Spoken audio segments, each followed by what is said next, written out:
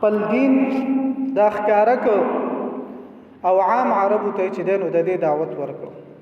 د دې نه مخکې یو واقعه مونږ بیان کړې وه چې سعد بن ابي وقاص رضی الله تعالی عنه او سم مسلمانانو د مکې په یو ځای کې عبادت کاوه په یو وادي کې. د غرنګي مشرکانو ولید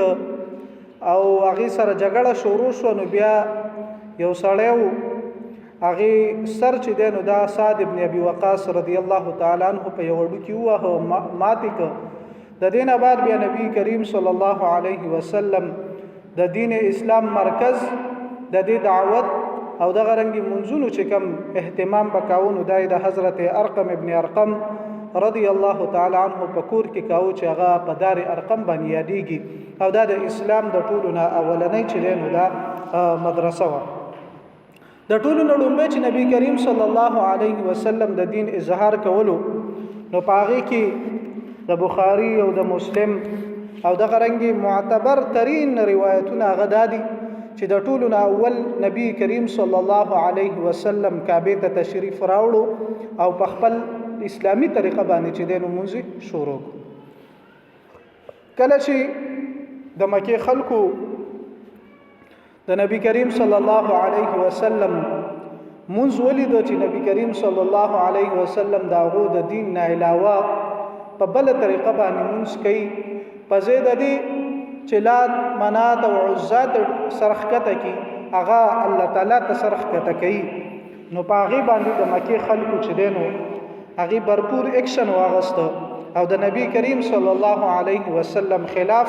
مختلفي حربي هغه استعمالول شروع کړ. په دغه ټیم کې په مکه کې ابو جهل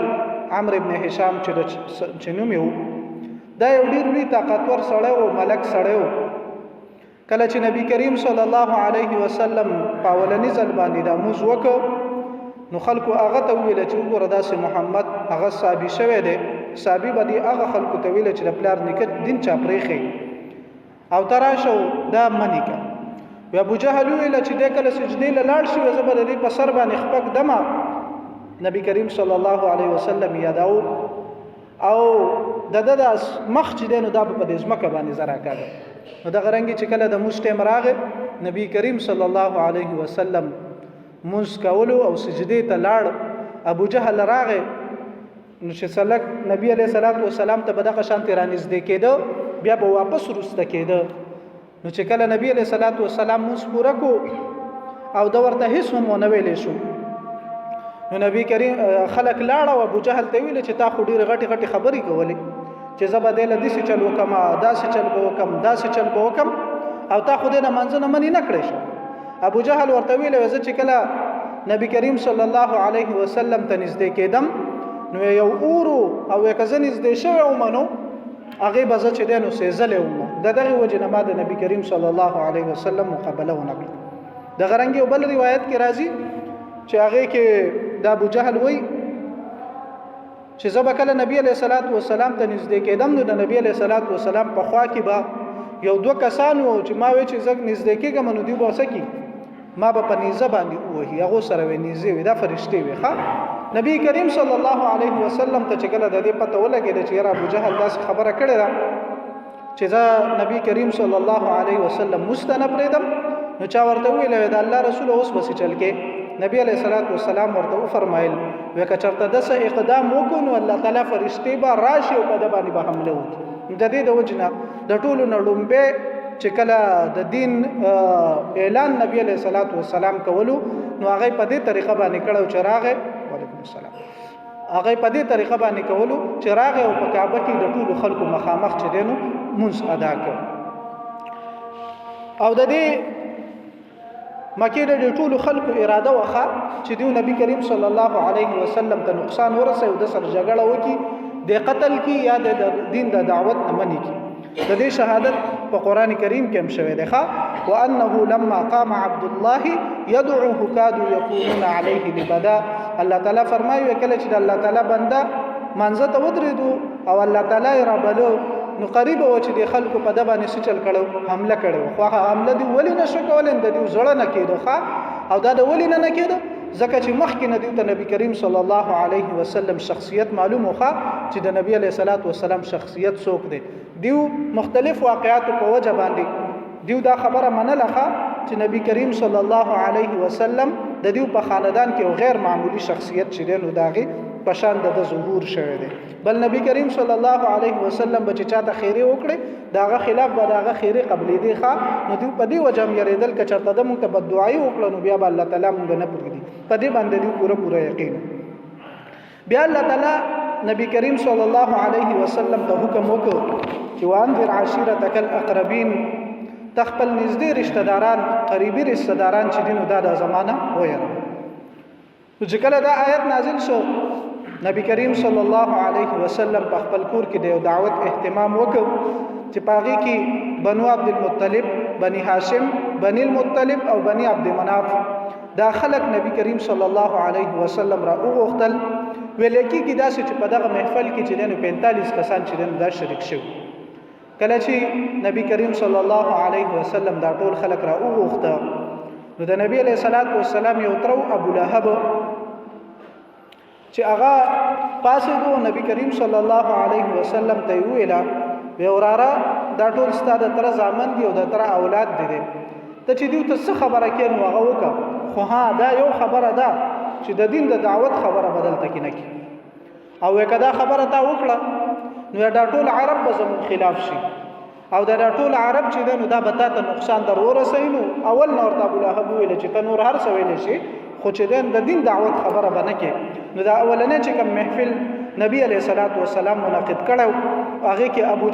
لهب چې نو هغه دا محفل وران کو او د نبی علیہ الصلوۃ والسلام ته د دعوت موقع ملاو نشو بیا دوباره نبی کریم صلی الله علیه وسلم د غشانت یو ځل بیا محفل قائم کو پروګرام وکړو د خپل خلکو له دای بیا را جمع کړو او بیا په کې دیو ته د دین دعوت ورکړو ابو طالب پاسه دو په دغه ټیم کې د نبی کریم صلی الله علیه وسلم بل ترو ویلا وزد عبد المطلب چې کم دین دی هغه نه پریدم خدا زما وراره ته چې سوای نو ز استاد دین ټټی کوم وایم او استعمال ګرځتیا به کو پدې کې د ابو لهب او د ابو طالب خپل منځ کې د زبانی جګړه وشو ابو لهب ورته ویل ګوره ته دا کار غلط کې او دا به دې چلو شي چې ټول عرب به زمون خلاف شي او د ټول عرب سره بیا مقابله مونږ نشو کولای او زمونږ د اوراره چې دینو دی به قتل کی نعوذ بالله بیا د دې بدله به چې دینو بیا به مونږ راغونه نشو غسته ورته تر خبره مکو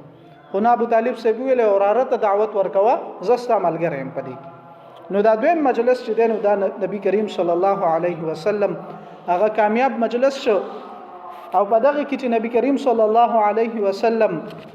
کما خطبه او کم تقریر د خلکو ته کړو نو هغه په مختلف صحیح ترین روایتو کې هغه شته نبی کریم صلی الله علیه وسلم په دغه وخت کې د خپل خاندان مختلف خلک چې دینو دای راو بلل ویل یا بني عبد المطلب بنو عبد المطلب دا د نبی کریم صلی الله علیه وسلم د نیکه چې کم اولادو او کم خاندانو هغه دی او بیا خپل ترا یا عباس رضی الله تعالی عنہ ته आवाज وک او بیا د نبی علیہ الصلوۃ والسلام یو ترور وا صفیه په نوم باندې هغه ته आवाज وک او د قرنګي اخره کې نبی کریم صلی الله علیه وسلم دا ویلا چې یا فاطمه بنت محمد صلی الله علیه وسلم چې اے فاطمه زمالور ته هم دا خبره واوره انقذوا انفسکم من النار تاسو خپل ځان د اور نه بچ کئ فانی لا املک لكم من الله شیئا وزکه چې زه د قیامت په ورځ باندې بیا د الله تعالی خلاف تاسو هیڅ ملګرستیا چې دینو دا نشم کوله او دا خبره مرته وکړه تاسو زما خپل خلک سلونی من مالی ما شئتم وزما مال کې کسب تاسو ته سپکاري کنه نو هغه دا واخلئ دا د نبی کریم صلی الله علیه وسلم دا خپل خاندان ته چې کوم دعوت کړو داغه خطبه هغه خلاصو چې نبی کریم صلی الله علیه وسلم یو پنوم باندې را پرنوم باندې یو تاواز وکړو چې پلان کیا اې د پلان کې قبيله خلکو اې پلان کیا او حتی چې حضرت فاطمه په دغه ټیم کې مخاطب کړه تاریخ داسې دی چې د حضرت فاطمه رضی الله تعالی عنها عمر په دغه ټیم کې 2 کاله یا 2.5 کاله چې دینو داو هغه خو غیر مکلف او تقریبا 2.5 کال عمر کې ماشوم نه ګرځیدي شو خبرې هم سمې نشي کولای.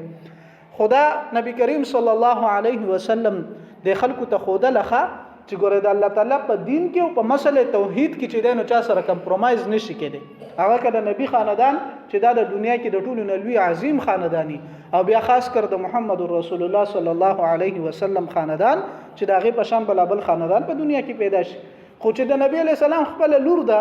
او هغه ایمان را نه وړو نو د الله تعالی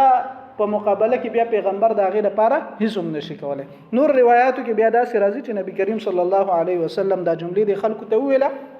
اخیره کې ورته ویله تاسو زما خپل خلک په دنیا کې چې دنه زه تاسو سره بسل رحمی کوم دنیا کې تاسو مانه څه غواړئ وغواړئ خو په آخرت کې ګوره زما اهل او زما خپل خلک هغه دي چې بیا سړي هغه نیکوکار دي او هغه مؤمنان دي. دا چې نبی تاسو د قیامت پر ورځ باندې مال راشي او ماته وایي چې محمد زموږ د پارزه سپارښت وکړو په هغه ورځ په هغه وخت کې زه بیا نشم کولای. تاسو اوس کلمه وایي نو زه بیا په هغه ټیم کې چې دینو د تاسو چې دې مدد هم کولای شم او دا گواهی به بیا کوم او تاسو شفاعت به هم کولای شم. نو د شفاعت او د نبی کریم صلی الله علیه وسلم د ملګرستیا او د قرنګي د اخرت د کامیابی لپاره د ټول نړۍ شرط چې دین هغه ایمان دی.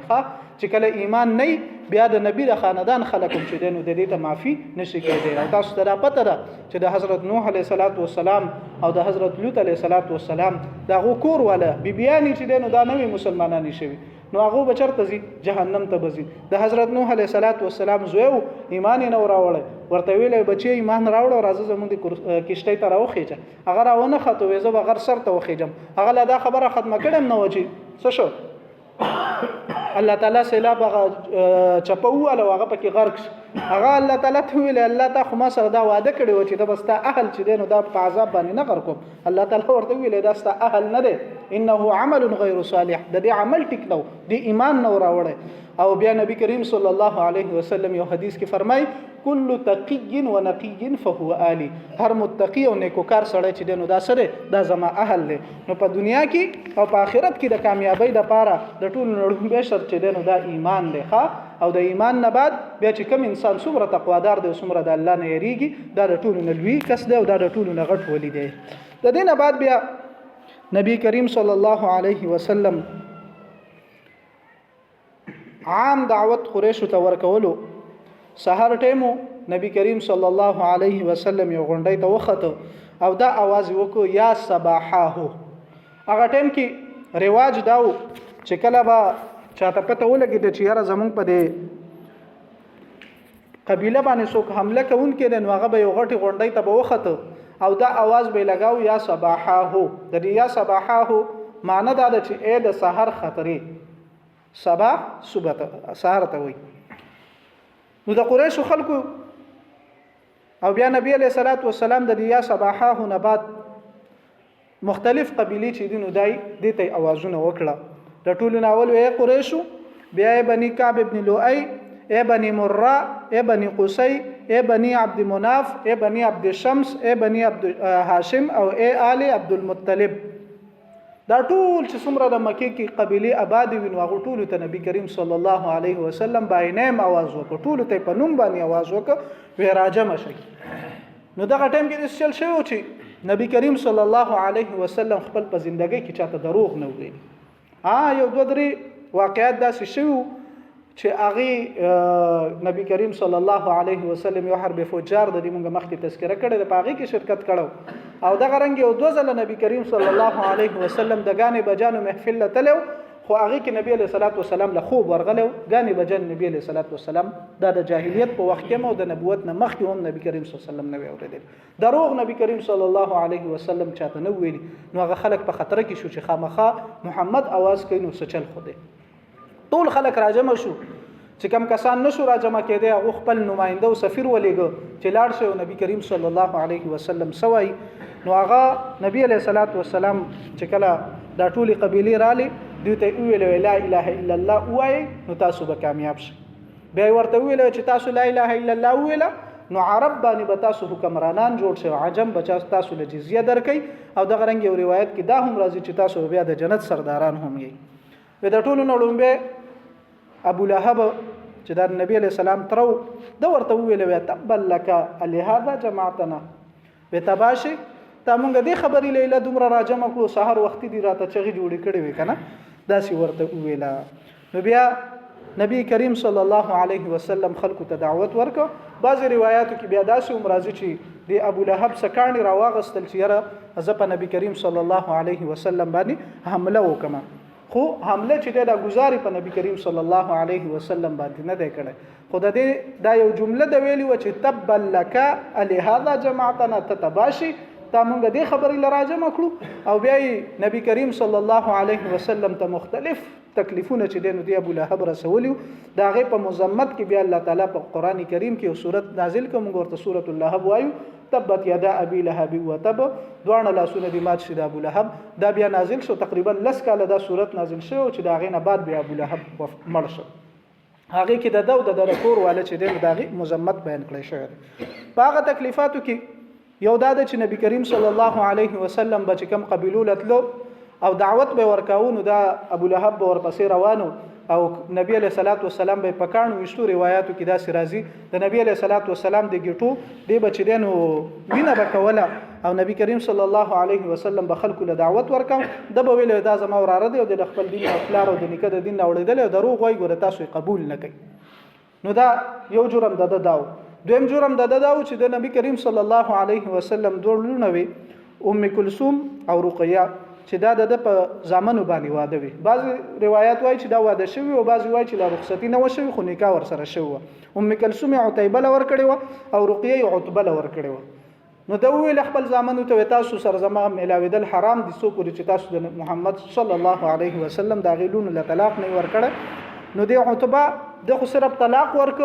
او عتیبه چې دین هغه بیا راغی نبی کریم صلی الله علیه وسلم په مخ کې څنګه ګستاخی الفاظ مو ویل او نبی کریم صلی الله علیه وسلم لور مبارک له طلاق ورک او دا غینه بعد نبی کریم صلی الله علیه وسلم بیا هغه تخیریم کړی چې ځال الله تعالی د تابانی خپل د سپونه او سپه مسلط بیا دغه شانتي یو ځل قافله روانه و ابو لهب ویل زما دي زوته نبی کریم صلی الله علیه وسلم ته خیری کړی دي نو د څه چلو کوي چې د قافلې والا د دې حفاظت وکړي. نو د منځ کې ودک او د دنه د اوخان او چې د څومره خلک د دینه غیر شاپیره چې دنه ود شو خو یو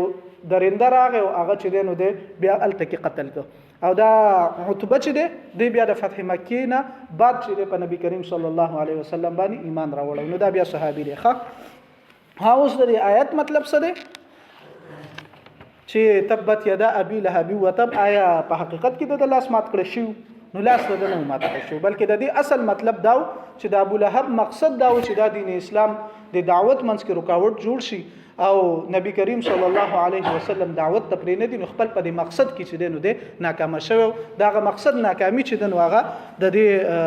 دې آیت اصل مطلب دا دی چې د خپل مقصد کې ناکام شو او د مقصد د ټول نلوي ناکامي سوا چې د خپل اهل بیا بیرته ایمان قبول کوخه. حضرت دره رضی الله تعالی عنها دا د دې لور نبی علیہ الصلوۃ والسلام چې کله هجرت وکړو د هجرت نه بعد بیا مدینه ته لاړه الته په نبی کریم صلی الله علیه وسلم باندې ایمان راوړو. دا قرنګ عتبه